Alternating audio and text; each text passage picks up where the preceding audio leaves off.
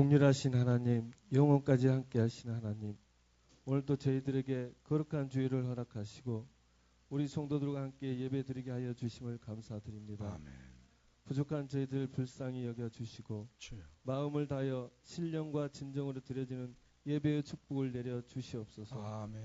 자비하신 하나님, 연약한 저희들 지난 주간도 주님의 뜻대로 살지 못하고 주여. 세상 풍속을 쫓다가 탐심과 종욕에 빠져서 살아왔음을 고백합니다. 주님. 용서하여 주시옵소서. 아멘.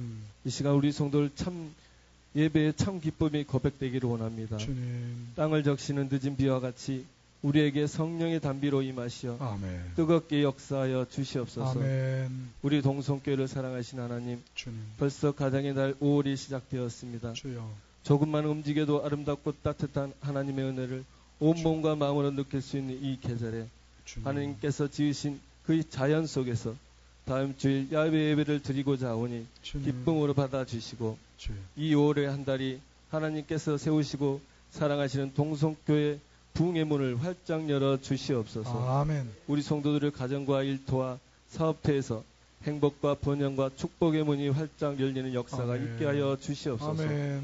세상을 다스리시는 하나님, 주여. 이 나라를 사랑하시는 하나님, 주님. 곳곳에서 갈등과 슬픔을 치유하지 못하고 힘겹게 살아가고 있는 무거운 시름 소리를 귀 기울여 주시고 주님. 이웃 나라에서 지진으로 고통당하고 있는 그들에게도 하나님의 긍휼하신 은혜를 베풀어 주시옵소서. 아멘. 오늘 또 저희들을 위해서 세우신 목사님, 주님. 성령께서 붙잡아 주시고 주님. 자비의 손길로 우리에게 어루만지사 주여. 마음이 상한 자는 이루와 매인 자가 자유케 되는 은혜를 베풀어 주시옵소서. 아멘. 말씀이 우리의 삶을 간통함으로 주님. 삶의 방향이 주님을 향하는 결단이 있게 하여 주시옵소서. 아멘.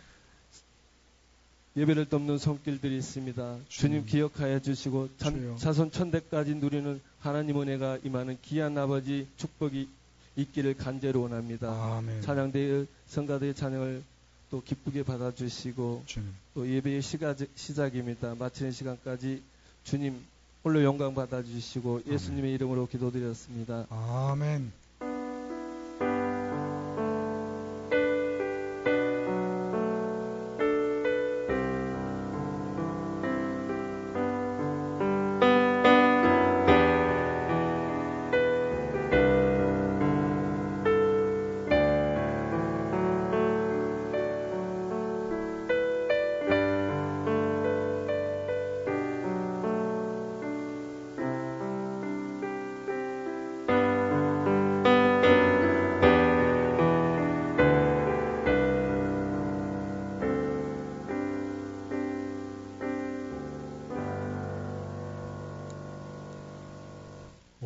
첫 주를 맞이해서 하나님께서 우리에게 주시는 말씀은 시편 112편 1절부터 2절까지입니다. 시편 112편 성경을 가운데 피면 정확하게 시편이 등장합니다. 112편 1절부터 2절까지입니다.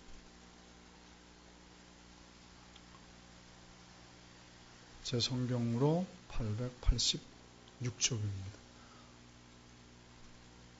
다 찾으신 줄로 알고 함께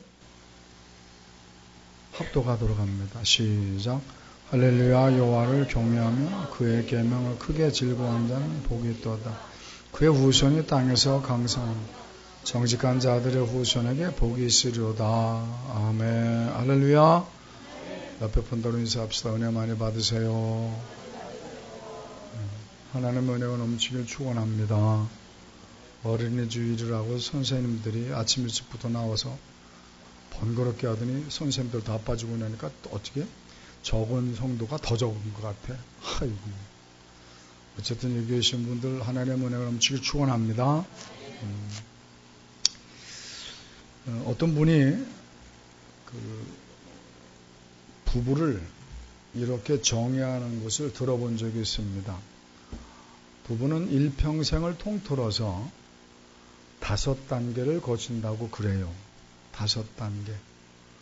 첫 단계, 너무나 당연한 거지만 남녀가 서로 불같이 사랑을 하고 너무 좋아서 결혼하는 단계죠. 뭐 당연한 것 아닙니까?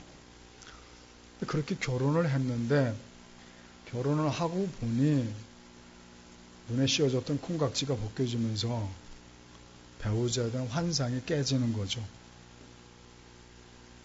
그래서 이거 어떡하지? 헤어져야 되나? 갈등하는 중에 덜컥 아이를 낳게 되죠. 그러면 할 수 없지.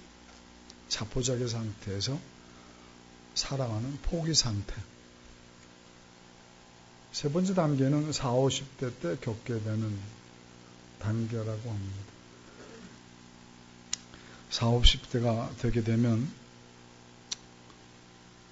살다 보니 남편이 못하는 것 아내가 해줄 수 있고 아내가 못해주는 것 남편이 해주게 되고 그러다 보니 서로 필요에 의해서 사회적으로도 가정적으로도 필요에 의해서 그냥 저냥 사는 거죠.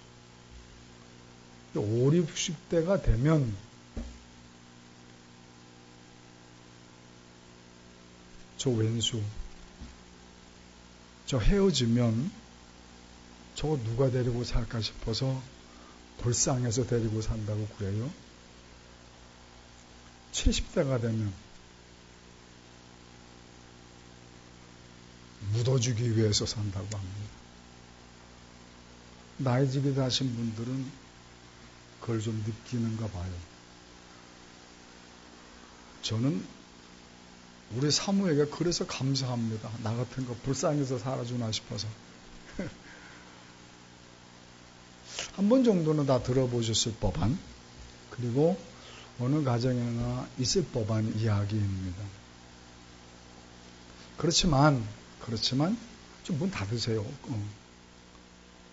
고맙습니다. 그렇지만 그러한 가정은 사실 누가 지어낸 얘기인지 모르지만 웃자고 한 얘기겠죠. 그렇지만 씁쓸하죠. 그리고 비성경적입니다. 그런 가정은. 사랑하는 성도님들, 오늘은 5월 첫 주 가정의 달입니다. 오늘 가정의 달을 맞이해서 오늘 말씀을 준비했습니다. 오늘 말씀을 통해 우리는 크리스찬으로서 하나님의 백성, 하나님의 자녀들로서 하나님이 원하시는 가정을 이루고 사는가? 하나님이 원하시는 아름다운 가정의 주인공들인가? 하나님이 원하시는 천국 가정을 이루고 살아가는가? 우리 스스로를 반추해 보면서 지금도 행복하시겠지만 더 행복한 천국 가정 이루는 복된 신앙인 되시기를 주님의 이름으로 축원합니다. 그래서 오늘 본문의 제목을 함께 따라해 봅시다. 천국의 모형 가정.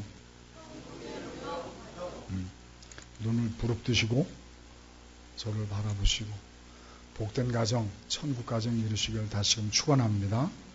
그러면 하나님이 원하시는 가정, 천국의 모형은 어떻게 이루어지는가? 너무나 당연한 것입니다만은 따라합시다.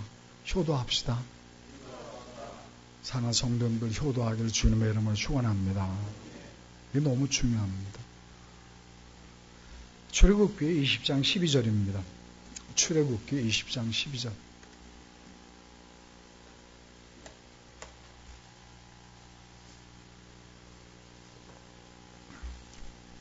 다 찾으신 줄로 알고 출애굽기 20장 12절 함께 읽습니다. 시작. 네 부모를 공경하라. 그리하면 네 하나님 여호와가 네게 준 땅에서 내 생명이 길러라. 아멘. 이 출애굽기 20장 12절 말씀은 하나님께서 우리에게 주신 그 10계명 중에 5번째 계명입니다. 5번째 계명을 기록하고 있습니다. 구약 전체를 통틀어서 하나님께서 우리에게 주신 계명은 613개 계명을 주셨습니다. 몇 계명? 613개 계명. 하여라 라고 하는 계명이 248계명. 하지 말아라 하는 것이 365계명. 외우기 쉽습니다. 하여라 248, 248. 하지 말아라. 하루에 한 가지씩 하지 말아라. 365. 총 613개 계명을 주셨는데 613개 계명을 압축하면 몇 계명이 될까요? 그게 바로 10계명이죠. 그 10계명을 둘로 나눌 수 있습니다. 첫 번째부터 네 번째 계명까지는 하나님을 향한 계명입니다. 누굴 향한 계명? 하나님 사랑에 관한 계명. 다섯 번째 계명부터 5계명, 6, 7, 8, 9, 10, 6개 계명. 마지막 10번째 계명까지는 사람을 향한 계명입니다. 누굴 향한 계명? 사람을 향한 계명. 사람 사랑에 관한 계명입니다. 첫 번째 계명이 뭐죠? 하나님을 향한 계명 중에 오직 하나님만을 섬겨라. 두 번째 계명, 우상을 만들지 말아라. 세 번째 계명, 하나님 속상해 하시니까 하나님의 이름을 망령되이 일컫지 마라. 네 번째 계명, 하나님 정말 열받게 하지 말아라. 주일 지켜라. 안식일을 기억하여 거룩히 지키라. 말씀하시죠. 첫 번째부터 네 번째까지 계명이 하나님을 향한 사랑 계명입니다. 다섯 번째 계명부터 10번째까지 계명은 누구를 향한 계명이라고 했습니까? 사람을 향한 계명인데 그 사람의 계명을 나타내는 다섯 번째 계명부터 10번째 계명까지 사람을 향한 계명 중에 첫 번째가 무엇이다? 부모님 공경입니다. 그러면 왜 사람을 향한 계명 중에 첫 번째가 부모님 공경이 되어야 되는가? 왜 그럴까요? 그 이유는 바로 부모님이 잊으시면 안 됩니다. 왜 사람의 계명 다섯 번째부터 10번째 계명 중에 첫 번째가 부모님 공경인가? 잊으시면 안 돼요. 부모님은 하나님의 대리인이기 때문에 그렇습니다. 누구의 대리인이다? 하나님 대리인. 여러분들이 어떻게 태어났습니까? 하나님이 이 세상에 보내셨는데 누굴 통해서 보내셨죠? 부모님을 통해 보내셨습니다. 부모님을 통해 여러분들을 창조하셨습니다. 하나님의 대리인으로서 부모님이 여러분들을 창조하셨죠. 창조만 하셨습니까? 부모님은, 육신의 부모님은 하나님의 대리인으로 여러분들을 지금까지 사랑으로 양육해 오셨습니다. 무슨 자격으로? 하나님의 대리인 자격으로. 그렇기 때문에 하나님 대리인 자격으로 육신의 부모님 여러분들을 사랑으로 양육해 오다 보니까 여러분들은 부모님의 사랑을 받아 성장하면서 하나님의 대리인 육신의 부모님을 통해 무엇을 배워? 사랑을 배워가면서 우리 하나님의 사랑은 이런 사랑이 있구나. 우리가 간접적으로 체험해가는 거죠. 육신의 부모님이 누구의 대리인이기 때문에? 하나님의 대리인이기 때문에. 그래서 우리는 하나님의 대리인인 육신의 부모님에게 효도를 하면서 육신의 부모님을 대리인 삼은 하나님을 공경하는 법을 누굴 통해서? 육신의 부모님을 통해서 배우는 거죠. 그러니까 부모와 자식의 관계를 통해서 우리는 하나님과 인간관계의 삶의 모습을 배우는 거죠. 그러니까 우리는 육신의 부모님께 효도함으로써 하나님을 섬기는 법을 배우고 하나님의 자녀된 삶이 어떠해야 되는지를 배우게 되는 것이다. 그러니까 육신의 부모님을 섬기는 게 곧 누구를 섬기는 겁니까? 하나님을 섬기는 것이 됩니다. 그래서 인간을 향한 계명 중에 첫 번째 계명이 무엇이다? 부모님 공경인 겁니다. 그뿐만이 아닙니다. 다섯 번째 계명부터 마지막 10번째 계명은 누구를 향한 계명? 사람을 향한 계명. 대인관계에 관한 계명이다. 대인관계. 근데 대인관계 첫 번째 계명이 뭐예요? 부모님 공경입니다. 그러니 부모님과의 대인관계가 잘못되어진다면 그 다음 계명들은 말할 필요도 없는 거죠. 육신의 부모님, 하나님의 대리인의 육신의 부모님도 공경 못하면서 그 다음 계명들을 제대로 지킬 리가 만무하죠. 여섯 번째 계명이 뭡니까? 살인하지 말라. 일곱 번째 계명이 간음하지 말라. 여덟 번째 도적질하지 말라. 아홉 번째 거짓 증거하지 말라. 열 번째 탐내지 말라. 그러니까 다섯 번째, 인간을 향한 계명 첫 번째, 부모님, 하나님의 대리인 부모님도 섬기지 못하면, 공경하지 못하면 그런 자들은 이웃을 사랑할 리가 없죠. 그러니 살인하게 되고 간음하게 되고 도둑질하는 것 아니에요. 살인하지 말아라, 간음하지 말아라, 도적질하지 말아라. 이건 죄의 본질이 아닙니다. 그런 것들은 죄의 열매요. 죄의 증상일 뿐입니다. 그럼 죄의 본질이 뭡니까? 죄의 본질. 하나님과 관계가 끊어지는 게 죄의 본질인데 무엇을 통해서 죄의 본질이 깨집니까? 부모님이 공경하지 않으므로 죄의 본질이 깨지는 거예요. 하나님, 부모님을 공경하지 못하는 게 곧 그것이 뭐요?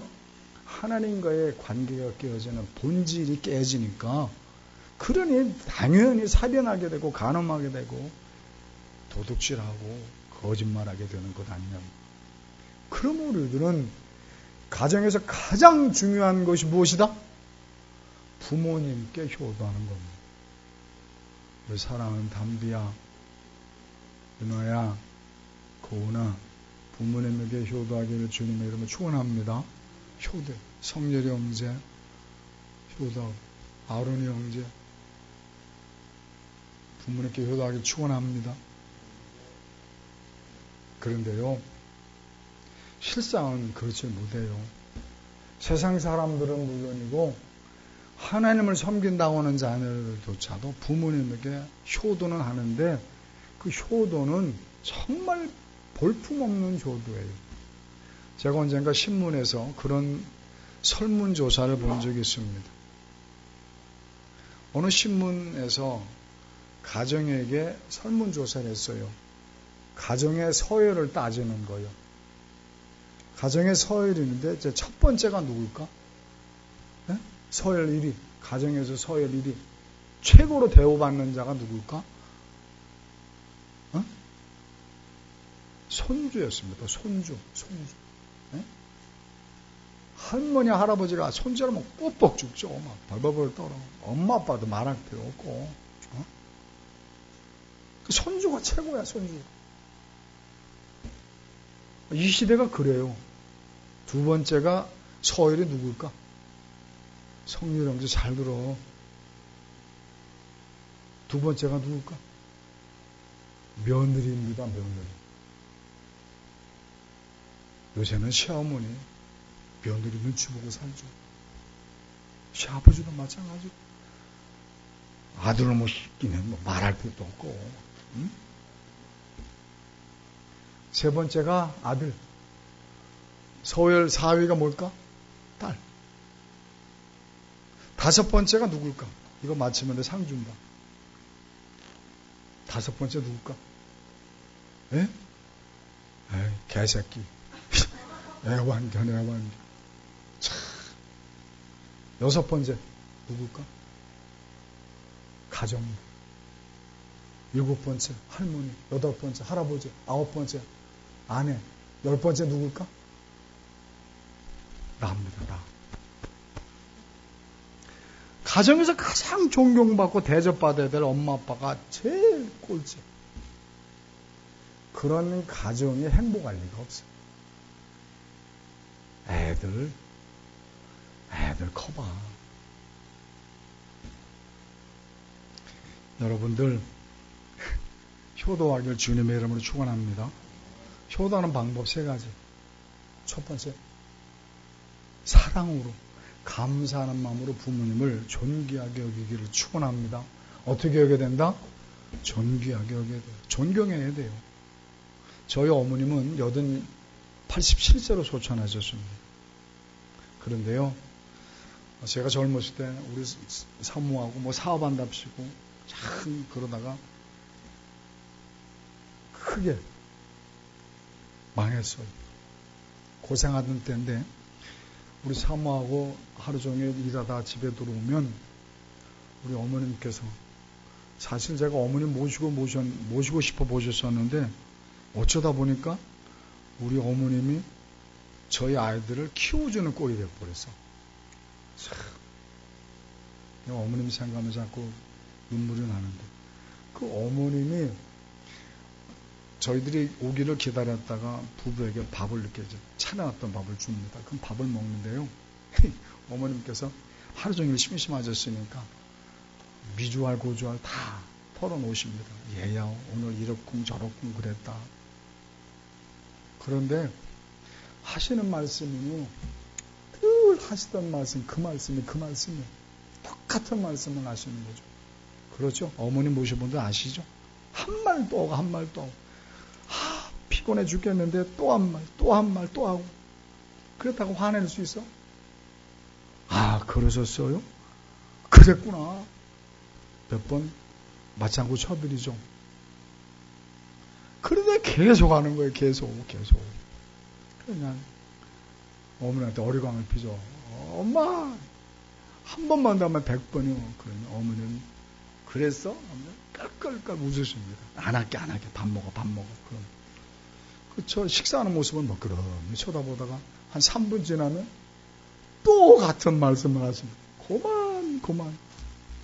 그래도 처음 듣는 것처럼 그랬어요. 들어주는 것, 그게 바로 존경하는 것이요 효도인 걸 깨닫게 축원합니다. 그렇게 효도하세요. 두 번째, 우리가 어떻게 하면 부모님에게 공경하는 것이 됩니까? 당연한 거지만 순종하시기를 주님의 이름으로 축원합니다. 아니요가 있으면 난 아니요가 있어요. 우리 교회 성도님들 중에 집사님 한 분이 그래요. 우리 아들놈은 한 번도 아니요라고 하는 적이 없대요. 그러면서 얼마나 자랑스러워하는지. 그 흐뭇해하는 모습. 그 자녀들에게서 그런 효도받는 것이 얼마나 부모로서 기쁘겠습니까? 한 가지 주의점은 예수님 안에서. 누구 안에서? 예수님 안에서 순종해야죠. 교회 가지 마! 그거는 어떻게든지 허락을 받아내야죠. 순종해야 되죠. 여러분들 순종하시길 축원합니다. 마지막 세 번째로 부모님을 부양해야 돼요. 뭐 해야 돼요? 모시고 살 수 있으면 그게 가장 좋은 효도입니다.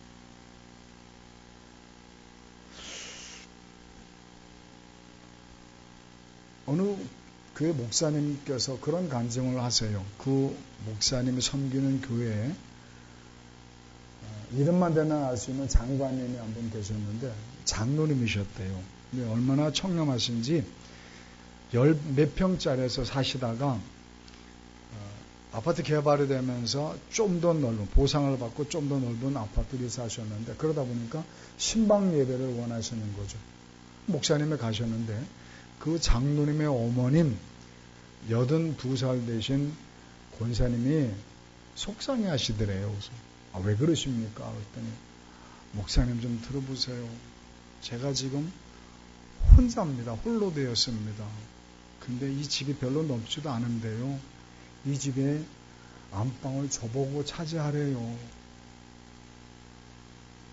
그러면 안 된다고. 나 혼자 사는데 작은 방 하나 다오. 그런다도 아니라고. 우리 장로 아드님하고 며느님이 어떻게든지 어머니가 우리 집에 어른이니까 큰 방 쓰셔야 한다고 큰 방 쓰고 자기는 작은 방, 부부가 조그만 방 쓴다는 거죠.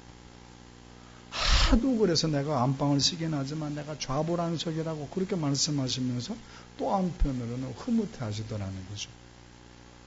여러분들 부모님에게 안방 내드리기를 축원합니다. 저도 그렇게 살았어요. 어머님이요 얼마나 좋아하시는지 몰라요. 흐뭇해 하시고 그거 자랑하고 싶어서 막 돌아다니세요. 그래봤자 어머니 얼마나 사시겠습니까? 노인으로. 여러분들 그렇게 부모님 모시고 살길 주님의 이름으로 축원합니다. 우리 아들이 지금 전주에서 살고 있어요. 네? 전주에서 삽니다. 박구 집사님. 사는 성도님들 부모님에게 효도하길 주님의 이름으로 축원합니다. 두 번째, 우리가 어떻게 가정을 천국으로 만들 수 있느냐. 따라합시다. 부모의 권위를 세우자. 다시 한번 부모의 권위를 바로 세우자. 잠언서 23장 13절로 14절입니다. 잠언서 23장 13절로 14절. 같이 읽습니다. 잠언서 23장 14절, 13절, 14절. 찾으셨습니까? 함께 읽습니다. 시작. 아이를 훈계하지 아니하라고 하지 말라. 채찍으로 그를 때릴지라도 그가 죽지 아니하리라. 네가 그를 채찍으로 때리면 그의 영혼을 스올은 지옥입니다. 지옥에서 구원하리라. 성경은 아이들을 엄하게 다스리라고 명령하고 있습니다. 다시 말씀드리면 부모의 권위를 바로 세우라고 명령하고 있습니다. 사실 자녀들이 귀엽죠. 사랑스럽습니다. 그렇지만 부모의 권위를 세우지 않으면 자녀들 나쁜 길로 빠질 수밖에 없습니다. 자녀들이 귀엽다고 오냐오냐 해주면 버릇 나빠지죠. 부모님을 무시합니다.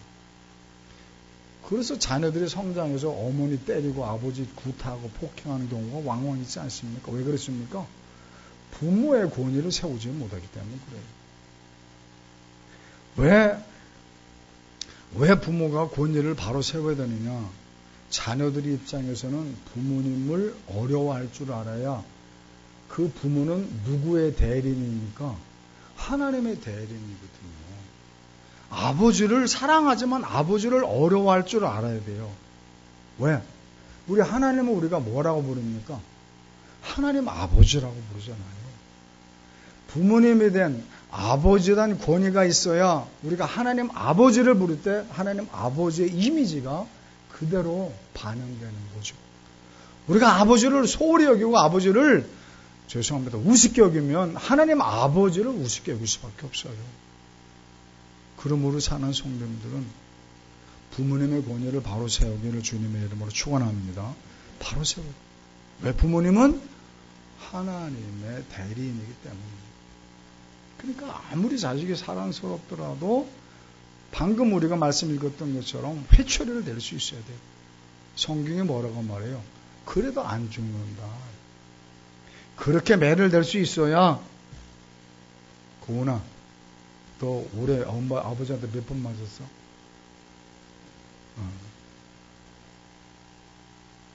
안 맞았어? 부모님 박한설 권사님 애 나면 두들겨 패기를 축원합니다. 때리세요. 매로 다스리세요. 매로 다스리. 그러면 부모의 권위를 세우기 위해서 자녀들을 어떻게 양육해야 되는가? 세 가지로 잠깐 말씀드립니다. 첫 번째, 믿음으로 엄하게 가르치기를 축원합니다. 어떻게? 믿음으로. 제 아들이요. 초등학교 3학년 때인 걸로 기억이 돼요. 3학년인지 4학년인지 기억이 안 되는데 우리 아들놈이 동네 형아들하고 같이 어울리다 보니까 정확히 말씀드리면 동네 형아들이 아니고 교회 형아들, 교회 형통 친구들하고 어울리다 보니까 그때는 다 그렇잖아요. 지들끼리 어울려 다니면서 여러분들 이해하시죠라고 말씀드립니다. 곧또래는 뭐 훔치기를 잘해요. 지들끼리 어울려가지고 문방구 가서 뭘 훔치고 그랬어요. 그 제가 어떻게 알았느냐. 한 번은 우리 아들놈이 사주지 않은 무슨 그 장난감 같은 걸 가지고 있어요. 좀 비싸 보이는데 물었죠. 어디서 나는 우리 아들이 거짓말을 잘 모르래요. 금방 들통이 나요. 우물쭈물해요. 그래서 느낌이 오니까 어디서 났어? 바른대로 말해. 꼬치꼬치 물으니까 훔쳤다고 그래요. 그래서 그 아이 손을 붙들고 문방구까지 갔습니다.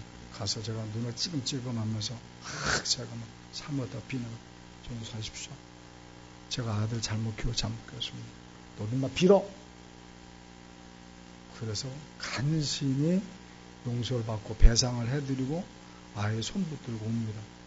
아이는 아빠한테 혼날까봐 겁에 질려 있습니다. 집에 데리고 와서 아이를 앉혀놓고 그랬습니다. 아들, 내일부터 학교 가지 마. 그랬더니 그게 무슨 뜻인지 몰라서 저를 빤히 쳐다봅니다. 아빠가 무슨 의미로 저런 말을 할까 궁금한 거죠. 아들 학교 가지 마. 왜요? 생각해봐. 너 지금 3학년이지? 네. 3학년 동안 배운 게 도둑질이잖아. 그럼 중학교, 고등학교면 더 큰 도둑놈 될 거 아니야? 그래, 가지 마. 그럼 어떻게 해요? 대신 너 매일 학교 가는 것처럼 교회 가. 교회 가서 뭐 해요? 2시간 동안 성경 보고 2시간 동안 기도하고 가만히 있어요. 그렇게 하는 거야? 대답을 못 해요. 초등학교 2학년 정도, 3학년 정도 되면 학교 가는 것이 대단한 것인 줄 아는가 봐. 그래도 학교 가야 되는데. 야, 너 김일성 알아 몰라? 알아요. 김일성 공부 잘했겠니? 못했겠니? 잘했어요. 김일성 공부 잘해가지고 못했니? 나쁜 놈 됐잖아. 그래 안 그래? 그래요. 예수님 안 믿으니까 그렇게 나쁜 놈 되잖아. 그런데 아브라함 링컨 어떻게 됐니? 아브라함 링컨 중학교 다녔니? 못 다녔니? 못 다녔어요. 그러면 그 아브라함 링컨 뭐 했니? 어머님이 물려준 성경 말씀 봤지? 예. 그래서 대통령 됐잖아. 그러니까 학교 안 다녀도 돼. 너 성경 말씀만 배워, 성경 말씀. 알았지? 기도해. 그럼 너도 대통령 될 수 있어. 뭘 학교 다녀? 알았어? 네. 그 다음날 아침이 되었습니다. 이놈은 내 눈치를 보면서 가방을 챙겨요.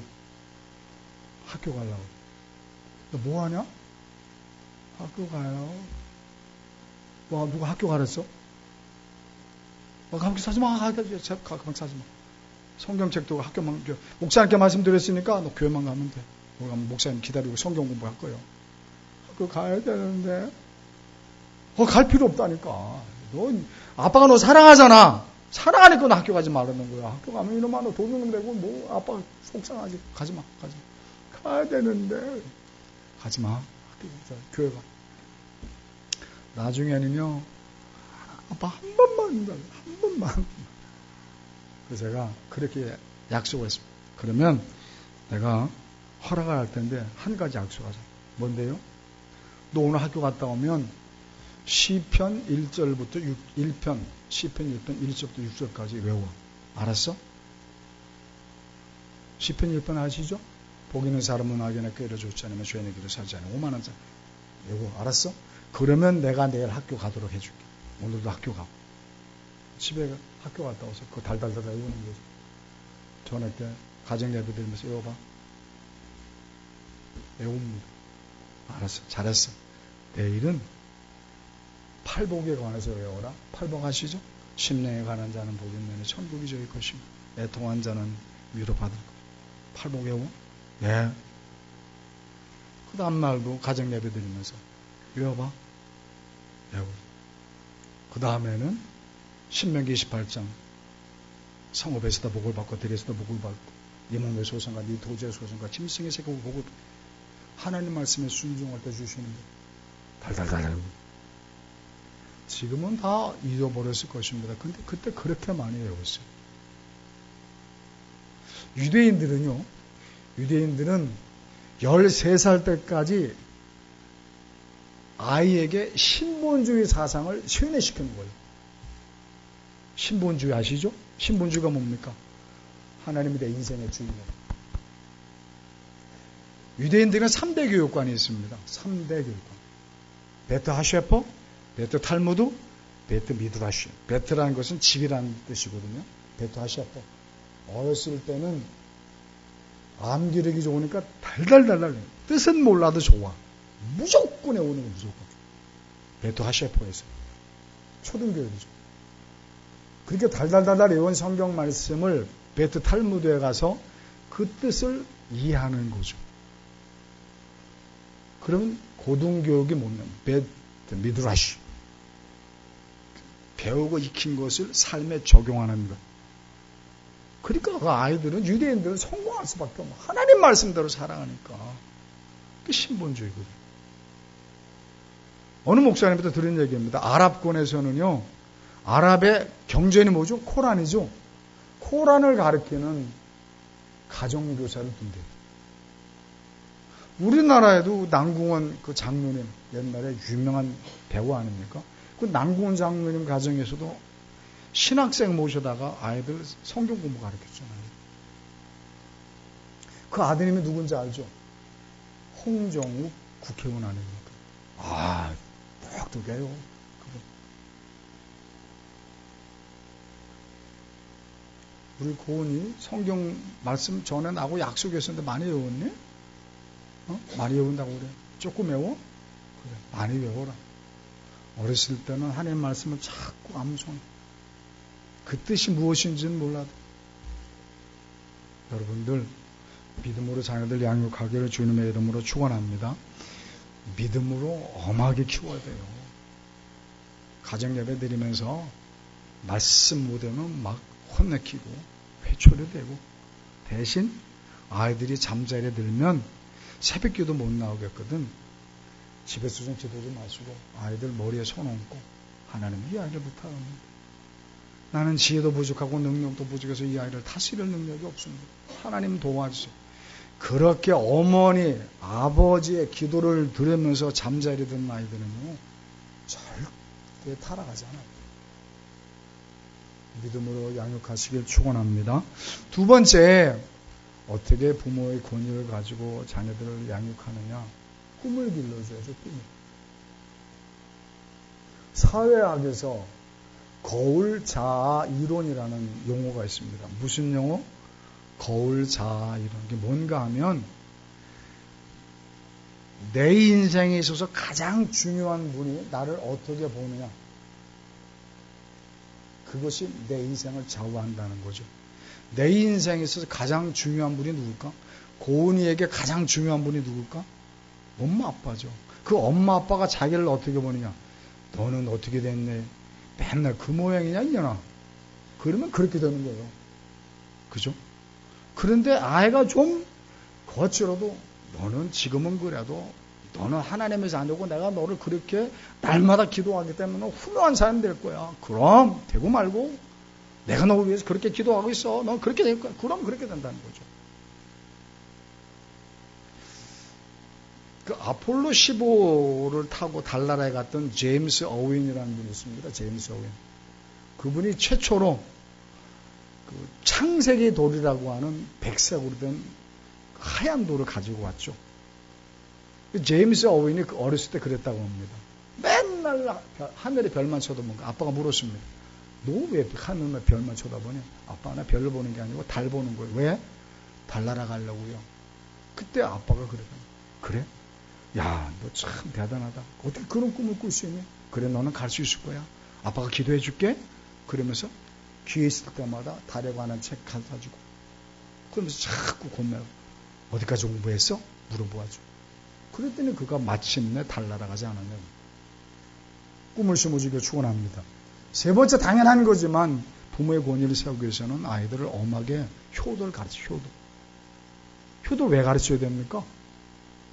당연하지 않습니까? 부모님은 하나님의 대리자인데 당연히 효도 가르쳐. 엄하게. 어떻게 효도를 가르칩니까? 내가 본을 보여줘. 내가 본. 자녀들 보는 앞에서 부모님에게 효도하는 거예요. 아침 저녁으로 누나 인사드리고 맛있는 거 누구부터 드려? 네? 내 새끼부터. 그지? 그러면 안 되고 누구부터? 부모님부터 드려. 아무리 자식이 이뻐도 부모님 안 계시면 자식 주지 말고 누구부터 먹어야 돼? 부부부터 먹어야 돼. 부부. 남편이 하나 챙겨주고 하나 남편. 자식은 나중에 부모님이 주면 먹는 거예요. 고은아 너 그렇게 살지? 왜 웃어? 자식 앞에서 부모님에게 효도. 저는 그래서요. 제 자랑 좀 할게요. 저는 우리 아들 딸에게 자신합니다. 내가 부모님 어떻게 모셨는지 우리 아들은 딸들 다 보고 자라서 어릴 때부터. 여러분들 그렇게 부모님 섬겨서 자녀들에게 효도받게 주님 이름으로 축원합니다. 내 말이 안 믿기는데 아멘이 좀 적네. 효도를 엄하게 가르치길 주님의 이름으로 축원합니다.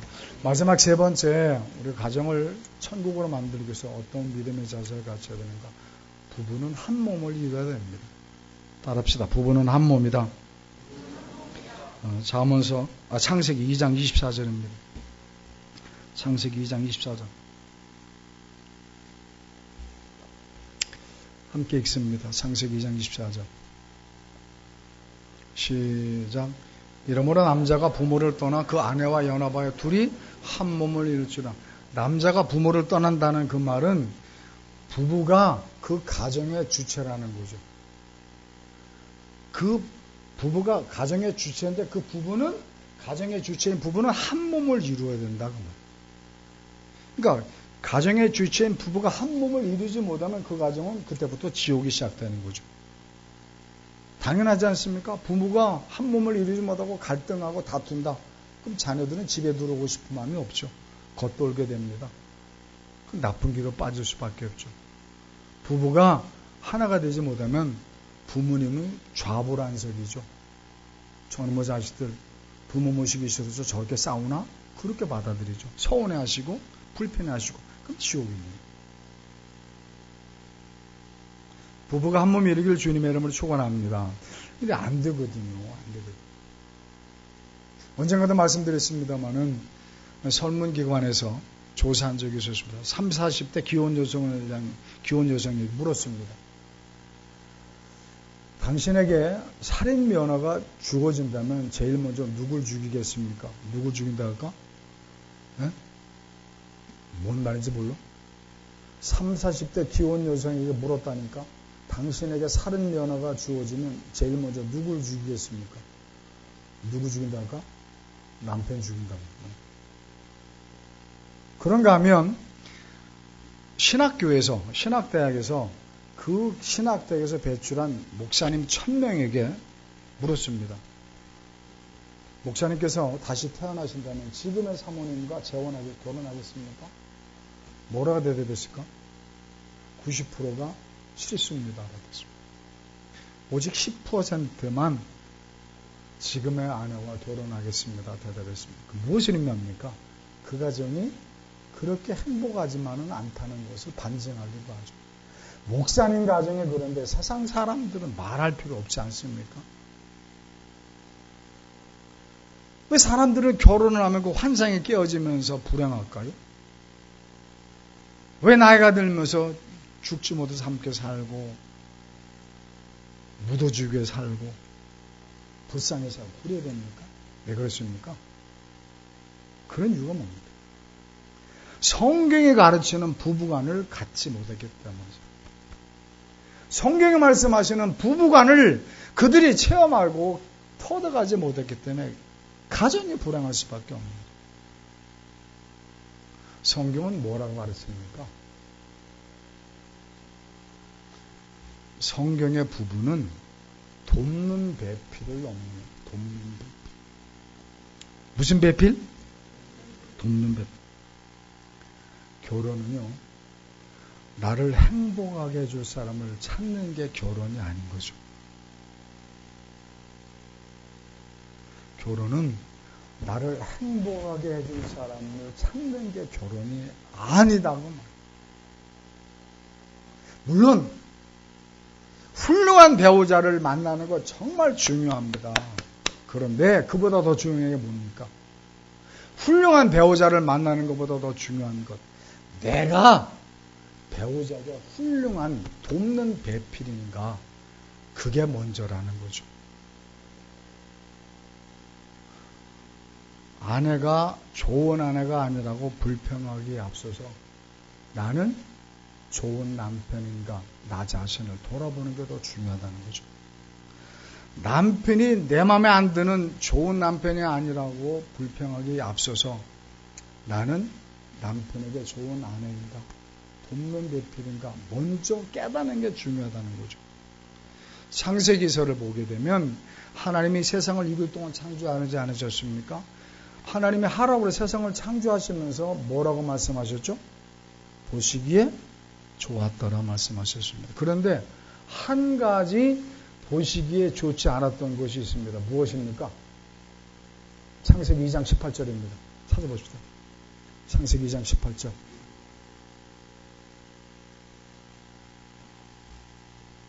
같이 읽습니다. 시작. 여호와 하나님이 이르시되 사람이 혼자 사는 것이 좋지 않습니다. 혼자 사는 것이 좋지 않기 때문에 하나님께서 좋게 하기 위해서 하신 일이 뭡니까? 돕는 배필을 주셨습니다. 돕는 배필. 그러니까 내가 결혼한다는 것은 내가 배우자의 돕는 배필이 되기 위해서 결혼하는 거예요. 내가 나를 만족시켜줄 배우자를 선택하는 것이 아니라, 그게 결혼이 아니라 뭐가 결혼이다? 내가 배우자에게 돕는 배필이 되기 위해서 결혼하는 거다 그 말이에요. 근데 우리 모든 사람들은 대부분 그렇게 생각하지 않죠. 내가 돕는 배필이 되고 결혼하는 것이 아니라 내 욕심을 채워주고 내 뜻에 따라줄 배우자를 선택하죠. 그러니 서로 갈등하는 거 아닙니까? 나는 자꾸 내 아내가 내 뜻에 따라와 주기를 요구하죠. 근데 아내는 안 그렇고, 아내도 마찬가지예요. 남편이 자기 뜻을 따라주기를, 자기 원하는 대로 따라와 주길 바라는 거예요. 그러니까 갈등이 생기고, 그러다 보니 심한 경우는 극단적인 행동까지 하지 않느냐. 사는 정도인데, 그러므로 내 남편이, 내 아내가 뭘 해주기 전에 무엇부터 알아야 된다? 내가 정말 과연 돕는 배필인가? 스스로를 돌아보면서 돕는 배필에 대해서 하나님이 원하시는 행복한 가정 이루기 주님의 이름으로 축원합니다. 한 가지 예화를 말씀드리고 말씀을 마치려고, 우리 10년 넘게 가정을 이루고 사는 가정 주부가 권태기에 들었던지 평소부터 남편에 대한 불만 덩어리가 자꾸 커지는 거예요. 이래서는 안 되겠다 싶어서 나름대로 지혜를 짜서 남편에게 그런 제안을 했습니다. 2 상자를 만들어서 남편에게 그러는 겁니다. 여보, 오늘부터 한 달간 당신의 나에 대해서 불만거리가 있으면 거기에 쪽지에 적어서 그 상자에 넣으세요. 나도 당신에 대한 불만들을 그때 생각날 때마다 쪽지에 적어서 상자에 넣겠습니다. 그러고 나서 한 달 후에 한번 같이 펼쳐봅시다. 그렇게 남편에게 제안할 때 남편도 쾌히 승낙을 했어요. 그래서 그때부터 아내는 아내대로, 남편대로 불만거리든, 남편에 대한 불만, 아내에 대한 불만, 왜 남편 때문에 내가 힘들어하는지, 내가 왜 아내 때문에 힘들어하는지를 쪽지에 적어서 그때 생각날 때마다 적어서 박스에 집어넣었죠. 그리고 한 달이 되었습니다. 아내가 이야기합니다. 여보, 당신에 대한 불만들을 내가 여기 적어놨으니 당신 읽어보세요. 그때 남편이 아내의 불만 쪽지들을 하나하나 읽는 겁니다.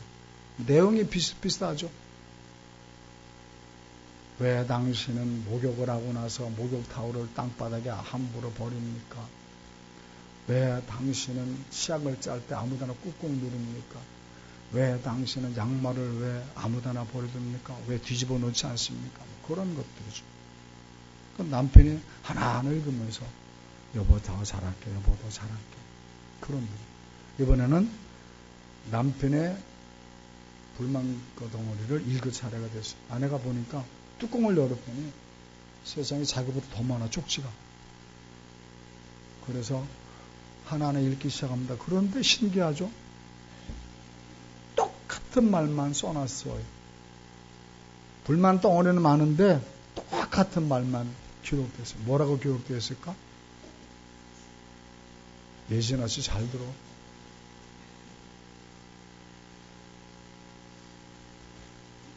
똑같은 말이 무슨 말이냐? 그래도 당신을 사랑해.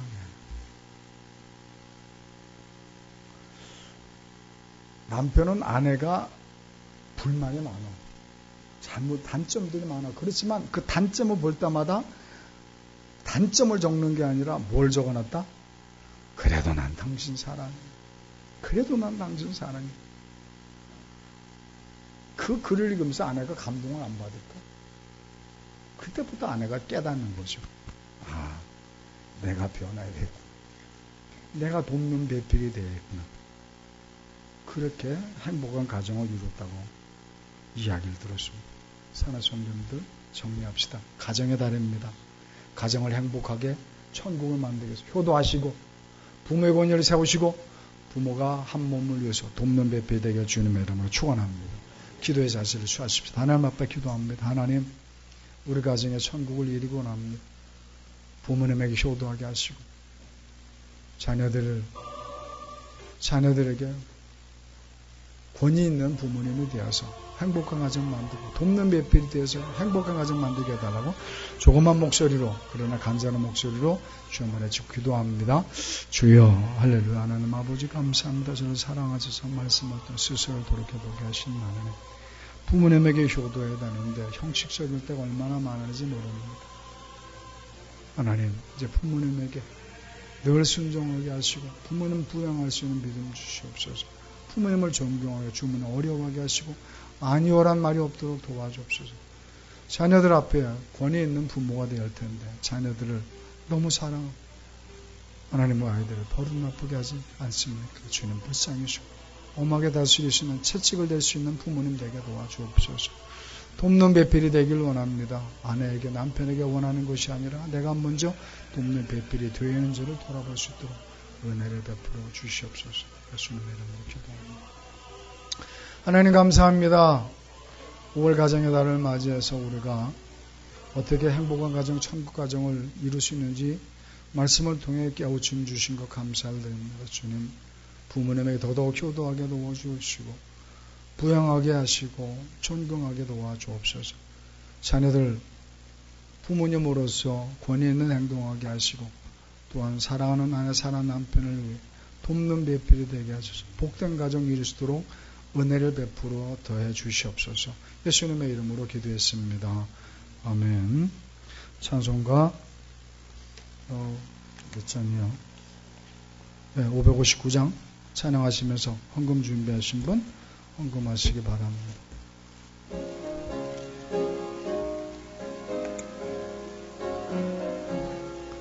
사철의 봄바람 불어있고 하나님 아버지 모셨으니 믿음의 반석도 든든하다. 우리 집 즐거운 동산이라. 고마워라 임마누엘, 예수만 섬기는 우리 집. 고마워라 임마누엘, 복되고 즐거운 하루하루. 어버이 우리를 고이시고 동기들 사랑에 뭉쳐있고 기쁨과 서름도 같이 하니 한간의 초가도 참. 고마워라 임마누엘, 예수만 섬기는 우리 집. 고마워라 임마누엘, 복되고 즐거운 하루하루. 아침과 저녁에 수고하여 다같이 일하는 온 식구가 안상에 둘러서 먹고 마셔. 여기가 우리의 나은. 고마워라 예수만 섬기는 우리 집. 고마워라 임마누엘, 복되고 즐거운 하루하루. 주님의 세우신 교회가 좋게 부흥되기를 소원하면서 사랑하는 부하들 믿음의 배우자 만나서 신앙의 명문 가정 소원하면서 11조가 1000만원 소원합니다. 하나님의 선한 삶에 쓰임받기를 소원하면서 말씀을 깨달음 지혜 주셔서 믿음의 말씀의 교훈에 굳건히 서게 하소서. 주일헌금 주정헌금 드렸습니다. 기도합니다. 하나님 감사합니다. 저도 사랑하셔서 이렇게 주의 전에 불러 모시고 예배드리게 하시고 특별히 세상 사람들이 그토록 소중히 여기고 하나님보다 더 귀하게 여기는 물질을 우리들은 주님께서 모든 것을 주신 것을 믿기에 감사한 마음으로 물질을 구별해드리게 하신 믿음 주신 것을 감사드립니다. 주님 앞에 1,000번 점검 드렸습니다. 주님 기억하시고 속히 응답하셔서 하나님의 영광을 드러내는 귀한 간증자가 되게 도와주시옵소서. 없어서 드리지 못한 분이 있습니까? 주님 기억하시고 불쌍히 여기셔서 하나님 마음껏 드리시는 믿음과 환경과 여건도 허락해 주시옵소서. 하나님 앞에 감사한금 구별해드려 싸우니 그의 삶 속에 항상 감사가 넘치고 기쁨이 넘치고 행복이 넘치는 천국 가정의 주인공 삼아 주시옵소서. 예수님의 이름으로 기도했습니다. 아멘. 광고 말씀드립니다. 다음 주일은 야외 예배가 있습니다. 오후 2시 반에 돌아올 계획입니다. 그러기 위해서 오전 여기서 10시 20분에 출발합니다. 함께 여기 모여서 출발할 거니까 다 참석하셔서 많은 분들이 좀 가셨으면 좋겠어요. 여기서 많은 분들이란 우리 교회 성도도 말고라도 이웃의 친척분들이라든가 또 아는 분 계시면 함께 가서 하루 좀 즐기다 오셨으면 좋겠습니다. 늦게 오지 않고 2시 반에 거기 출발할 거니까. 왜냐면 오후 예배가 우리가 2시 반에 끝나지 않습니까? 거기서 출발하면 여기 30분이면 오니까 여러분들 기억하셔서 모처럼 야외 예배인데 가서 바람 쐬고 온다는 마음으로 다녀오시면 고맙겠습니다. 부탁을 드리고요. 준비하시는 분들 많이 고생하고 계신 줄 아는데 준비하시는 분들을 애쓰는 걸 생각해서라도 우리가 어지간하면 다 같이 갈 수 있으면 고맙겠고요. 내일 새벽 기도회는 우리 정원의 전지사님 새벽 인도하는 날입니다. 격주로 한 번씩 그분 하시는데 여러분들이 그분에게 힘을 실어주었으면 고맙겠습니다. 말씀도 잘 전하시니까 여러분들 오셔서 저 때에는 못 온다 할지라도 격주를 한 번 하시는 정원의 전 설교니까 한번 오셔서 말씀 들어주시면 그분이 얼마나 힘이 되겠습니까? 그죠? 여러분 꼭 참석하셔서 제가 부탁드리는 것은 어떻게든지 여러분들이 한 번이라도 기도했으면 좋겠다는 의미로 말씀드리는 겁니다. 제 때는 오시지 못해도 제 때 오시기로 안 오시기로 결심하신 분들 내일만큼 꼭 참석하셔서 기도하면 고맙겠습니다. 제가 축도하고 마치겠습니다.